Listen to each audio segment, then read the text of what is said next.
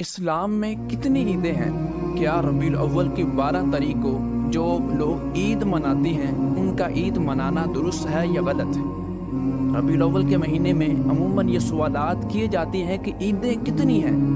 نبی کریم صلی اللہ علیہ وسلم نے فرمایا یوم عرفہ، یوم نحر اور ایام تشریق یہ مسلمانوں کے لیے عید کے دن ہیں اور کھانے پینے کے دن ہیں۔ ایک اور حدیث مبارکہ حضور پاک صلی اللہ علیہ وسلم نے فرمایا جمعہ مسلمانوں کے لیے عید کا دن بنایا گیا۔ عیدیں دو نہیں بلکہ عرفہ کا دن بھی عید ہے، جمعہ کا دن بھی عید اور ایام تشریق بھی عید ہیں۔